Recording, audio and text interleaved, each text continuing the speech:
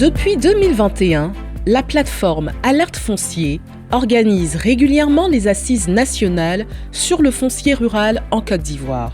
Elles réunissent les acteurs de la chaîne foncière, notamment la société civile, les acteurs gouvernementaux et les organisations de développement en un espace de réflexion, de débat et de propositions autour de problématiques foncières. La 4e édition, organisée en décembre 2023, conjointement avec Inades Formation et le laboratoire juridique du foncier de l'université Alassane Ouattara, s'est penchée sur les problématiques de l'urbanisation galopante, ses impacts sur le domaine foncier rural et la sécurité alimentaire en Côte d'Ivoire.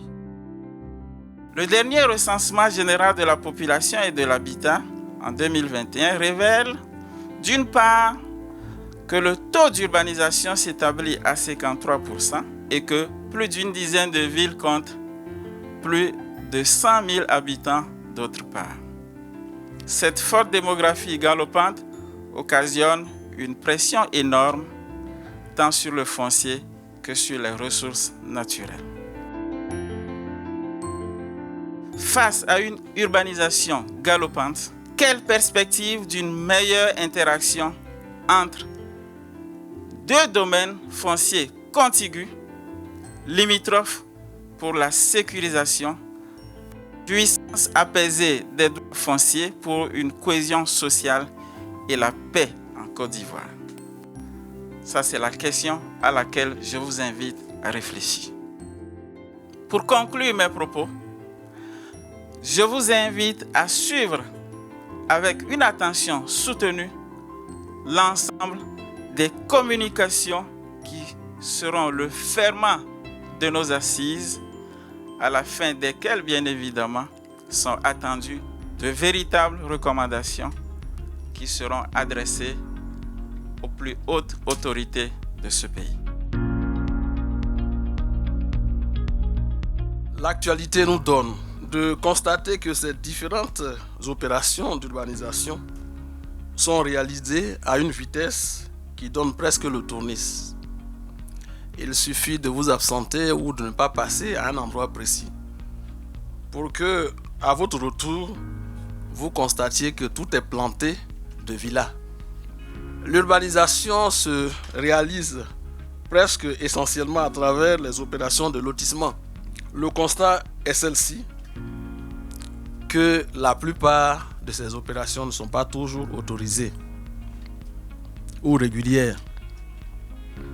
Certaines, sinon presque toutes, se réalisent de façon désordonnée. Si l'urbanisation est nécessaire comme une exigence du développement et de la croissance démographique, elle pose l'épineuse question de sa compatibilité avec la sauvegarde des intérêts individuels et collectifs des personnes qui sont installées sur les terres touchées par les lotissements. Quelles questions dégager? En réalité, il y en a plusieurs. Comment réaliser cette alchimie, cet équilibre entre la nécessité de transformer en ville et la nécessité de prendre en compte les droits des uns et des autres? Concrètement, cette conférence tentera de répondre à quelques questions après en avoir posé. Il s'agit de planter le décor comme toute conférence inaugurale.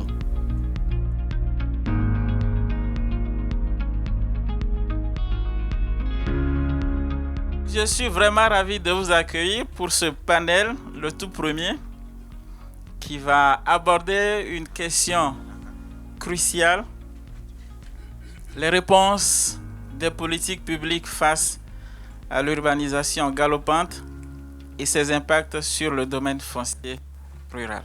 Comment traiter l'urbanisation de manière à réduire ses impacts sur le domaine foncier rural? Quelles sont les réponses des politiques publiques? Donc l'État, on sait, c'est un acteur crucial de ce phénomène. Donc qu'est-ce que l'État fait concrètement en matière de politique publique pour canaliser cette opération, voilà, de manière à ce qu'elle ne porte pas atteinte aux droits coutumiers qui sont constatés dans le domaine foncier rural. Comme on l'a dit ce matin, le domaine foncier rural, c'est le résiduel. Ça veut dire que vous prenez la Côte d'Ivoire qui fait 322 462 km². Chaque fois que dans une ville, il y a 1 mètre carré qui est accaparé, c'est le domaine rural qui maigrit. Voilà. Donc, quand on planifie les villes à travers les outils de planification, on crée le domaine urbain et quand on extrait tous ces domaines urbains, c'est le résiduel qui est le domaine rural qui est malheureusement phagocyté régulièrement.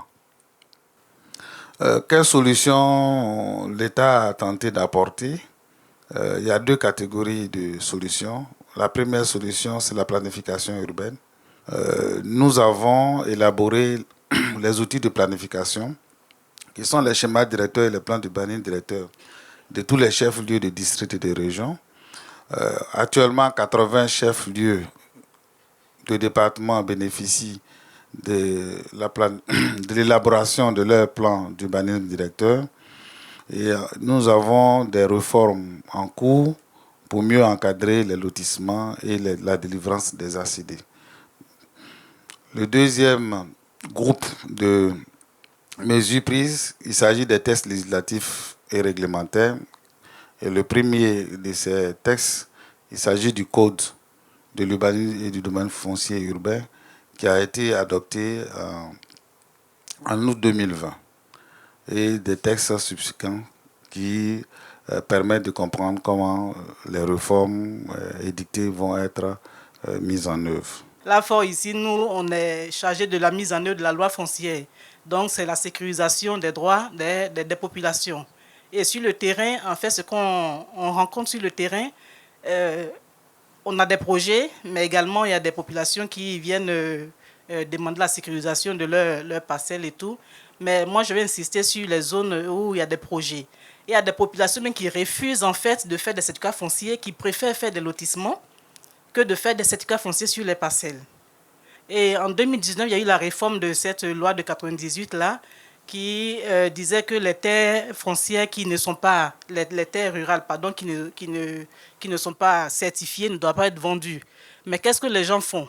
Ils vendent quand même, et quand ils demandent le certificat foncier, ils introduisent le vendeur, l'opérateur qui est venu pour acheter, ils l'introduisent comme membre de la famille. Donc, ils détiennent des droits coutumiers au même titre que ces populations-là.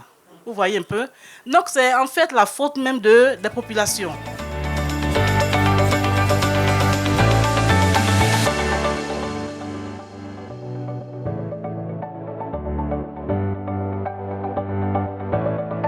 Nous assistons à une augmentation des superficies urbaines et même dans les villages, des lotissements de façon désordonnée et qui empiètent grandement sur les surfaces agricoles utiles.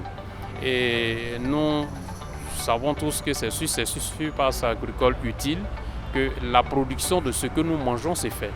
Donc cela signifie que nous sommes en train de nous mettre en danger sur le plan de la sécurité alimentaire.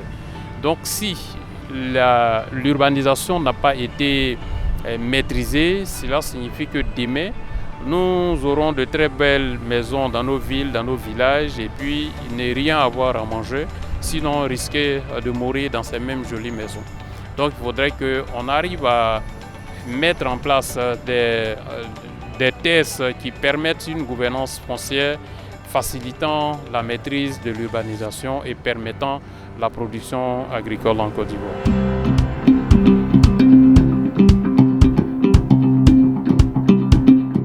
Bon, moi j'ai cru entendre l'un des experts disant que le monde rural n'arrive plus à sécuriser les terres au détriment des projets au niveau de l'État. Moi je vais lui dire que non, ça n'a rien à voir. Les experts géomètres, c'est cher. Tout simplement, c'est cher. Parce que si tu dois sécuriser 10 hectares, si c'est 25 000 hectares, ça va te faire 2 500 000. Quels sont nos parents qui sont au village actuellement où je vous parle là, qui peuvent avoir 2 500 000 pour sécuriser les terres? Ça, c'est une réalité. Sans compter les faux frais qu'on paye pour avoir le certificat foncier. Et ça met combien de temps pour que tu aies le document? En vrai, ce n'est pas pour défendre une corporation. Ce que j'ai dit là, ce n'est pas le géomètre qui est cher. Je vous ai dit tout à l'heure, la Côte d'Ivoire, c'est la Côte d'Ivoire. Et nos juristes ont pensé qu'il fallait mettre un processus en place, qui est un processus multi-acteurs. Et donc ce processus-là, il a un coût. La réalité là, c'est vous dire, ce n'est pas les 4 cailloux que le géomètre met là qui coûtent cher. C'est ce que vous venez de dire là, les faux frères. Des liasses qui ont été vendues à 300 000 francs. 10 000 francs la liasse, on vend à des populations à 300 000. Mais comment se fait-il? Moi, je vous dis, moi, j'ai fait le certificat foncier en 4 mois. Moi, je vous dis, j'ai fait le certificat foncier en 4 mois. Mais vous savez pourquoi? Mais parce que je prends les dispositions pour fluidifier l'avancement de mon dossier. Donc, ce n'est pas le coût du géomètre. C'est pour cela qu'ensemble, et on est tous d'accord justement, il faut que l'État s'approprie la sécurisation foncière. De 1998 jusqu'à aujourd'hui, là, on n'a pas fait 2% des terres. C'est qu'il y a un problème.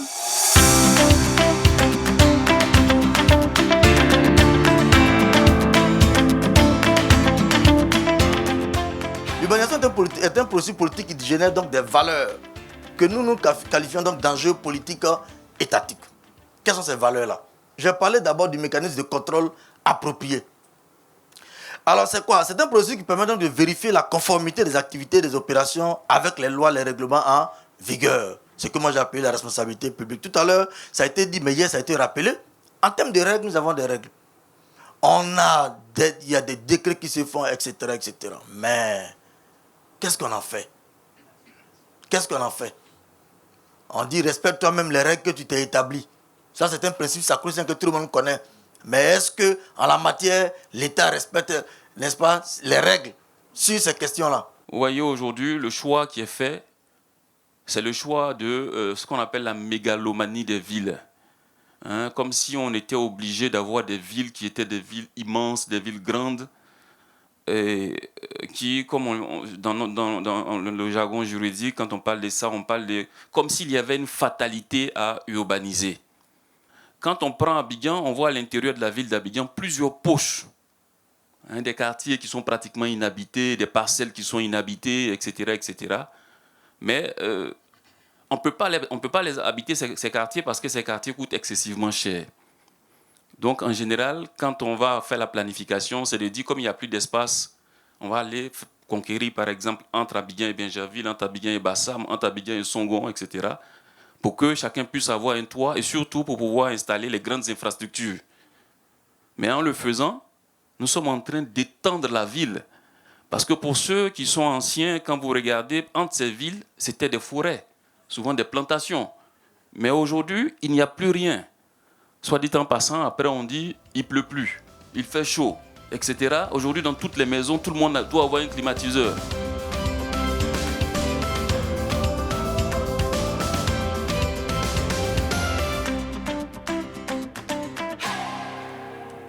Merci, monsieur le modérateur.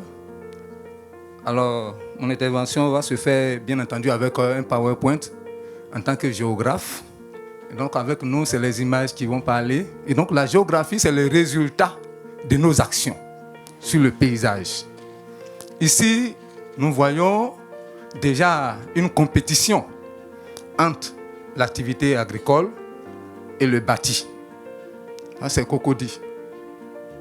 Vous voyez en rouge, au fur et à mesure, le rouge s'agrandit. On n'a pas besoin d'être géographe pour voir. Alors, pas de commentaires. Quel est le but poursuivi par cette recherche? Alors, l'objectif majeur de cette recherche, c'est de voir durable. Ce que nous faisons aujourd'hui, nous devons voir durable. Alors, il faut présenter à tous la grande menace de l'insécurité alimentaire sur nos villes à cause de l'extension spatiale sous la forme de l'étalement. L'extension n'est pas le problème. Un être humain doit manger et puis grandir. La ville a une population, elle doit grandir. C'est normal. ça devient anormal quand on parle d'étalement.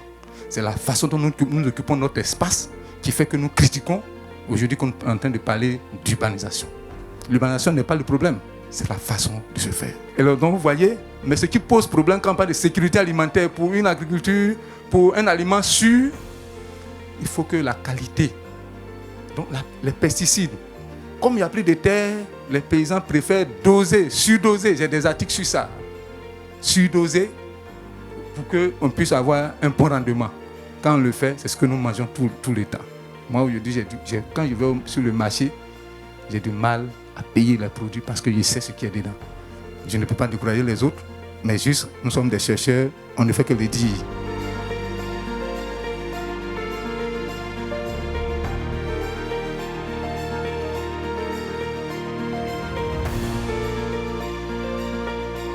Depuis hier, donc, nous avons commencé ces assises.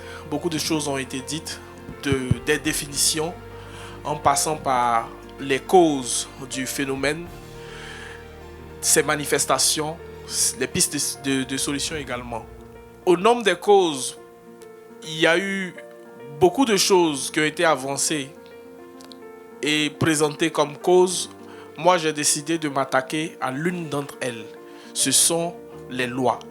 Nos autorités utilisent la loi pour régir les comportements, mais parfois même créer des comportements en société.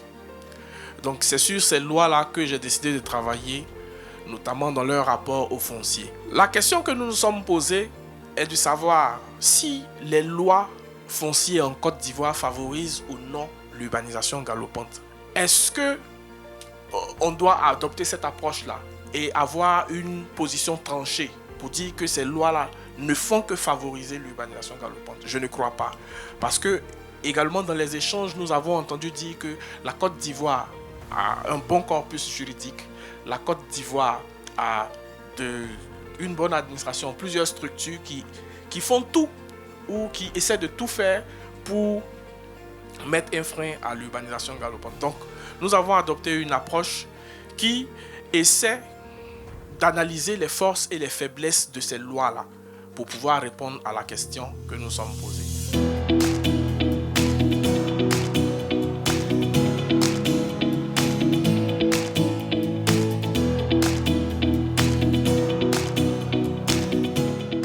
À la fin de ce partage d'expérience, des questions et des recommandations ont été prises. Affecter les moyens subséquents pour la purge des droits coutumiers sur les terres du domaine urbain, réduire la production des terrains urbains uniquement à but spéculatif et mercantile, accroître le contrôle des lotissements illégaux. L'urbanisation doit se faire en respectant les règles en matière de sécurisation rurale, ce qui pourrait permettre d'éviter les conflits fonciers. Il faut appréhender la délivrance des certificats fonciers et la contractualisation avec le fit des réalités locales. Restaurer la confiance entre exploitants allogènes et allochtones. Il faut associer les sociologues et anthropologues afin de déceler les pièges de disjonction des droits. Il faut sensibiliser les chefs de village sur les lotissements inadaptés ou inopportuns. Il faut aussi une volonté politique au sommet de l'État afin de concevoir, de planifier et de rendre opérationnel le phénomène d'urbanisation dans nos États. Il faut maximiser l'espace. Nous avons la possibilité d'innover par l'agriculture verticale. Il faut prioriser une politique publique qui mette l'accent sur la question de l'étalement au cœur de la gouvernance urbaine. L'adoption des systèmes de production agricole modernes et écologiques, par exemple l'agriculture biologique. Des recommandations à l'endroit des pouvoirs publics. Il s'agit de dégager des critères ou conditions précises et préalables au lotissement. Ces critères devront aller dans le sens de protéger les droits fonciers des populations rurales. Il faut mettre en place des comités locaux chargés d'urbanisation, tant au mieux des villages qu'au niveau sous-préfectoral. Développer des stratégies locales pour la rentabilité des parcelles sans compromettre les intérêts des générations futures. Encourager l'immatriculation foncière qui peut constituer un frein de l'expansion incontrôlée des villes. Mais il ne faut pas oublier que les terres sont encore des terres familiales. Nous avons découvert qu'il y a d'énormes difficultés sur le terrain. Parce que le foncier rural concerne toute la population. Et aujourd'hui, cette assise nous a permis de comprendre qu'il y a des efforts encore à faire, surtout communicationnels, et d'approche. J'avoue que cette activité est une très bonne initiative parce que beaucoup de problèmes ont été ressortis, des problèmes institutionnels, l'historique même de nos villages et la question même de la chefferie. Il y a eu beaucoup de problèmes qui sont sortis et je pense que ces problèmes-là pourraient être capitalisés, n'est-ce pas, à travers un document et qui, à mon sens, doivent être présentés aux autorités pour y apporter des solutions. Pour ma part, je souhaiterais que l'État puisse s'inspirer des solutions qui ont été données pour que notre urbanisation soit maîtrisée. Sinon, d'ici 2040, comme les connaisseurs ont dit, la Côte d'Ivoire risque de ne plus savoir où est son terrain pour faire les cultures vivrières et où est son terrain pour faire l'urbanisation, pour construire la ville.